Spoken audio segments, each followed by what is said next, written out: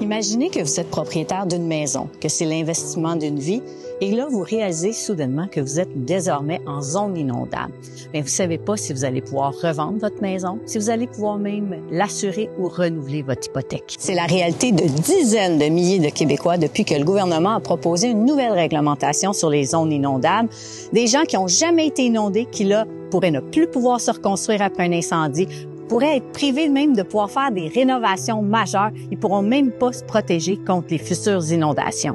Récemment, le ministre Benoît Charette a dit que c'était pas dramatique de se retrouver en zone inondable. Alors, j'ai décidé d'aller sur le terrain, voir des gens, des vrais gens, qui eux pensent vraiment que ça va les affecter à être en zone inondable. Alors, allons voir ce qu'ils ont à dire. Je m'appelle Marie-Josée Dupont et moi, j'ai acheté un terrain à Saint-Félicien au Lac-Saint-Jean.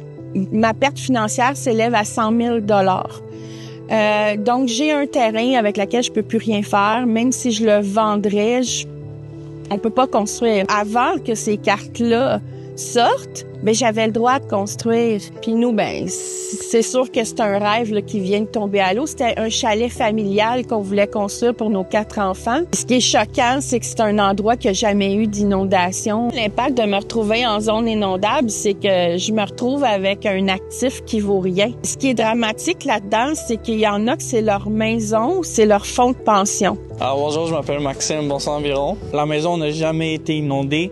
Mais sur les cartes, je suis en zone inondable. Je dirais l'enjeu de se retrouver en zone inondable, c'est vraiment le préjudice au niveau de la vente. Au niveau de l'hypothèque pour les zones inondables, c'est vraiment difficile. Ça va vraiment par prêteur. Les banques qui nous refusent juste en étant en zone inondable, ça donne un risque au niveau de mon patrimoine, ça donne un risque au niveau de mon investissement. Puis, j'ai beaucoup de stress par rapport à ça. Bonjour, mon nom est Annie Bélanger. J'habite à Sainte-Marthe-sur-le-Lac. Ce que ça représente pour moi d'être considéré en zone inondable, c'est que ma famille et moi, on pourra pas vendre lorsque ça va être le temps de vendre. Les banques ne prêteront pas pour les prochains acheteurs. En 2019, je payais 600 $ d'assurance. Puis présentement, je paye 2400 $. La digue a été refaite au complet. Elle est plus haute que les autres digues alentours. Ça a été fait par le gouvernement. Malgré la digue, on va être considéré en zone inondable à très haut risque. Je serais pas capable de vendre ma maison.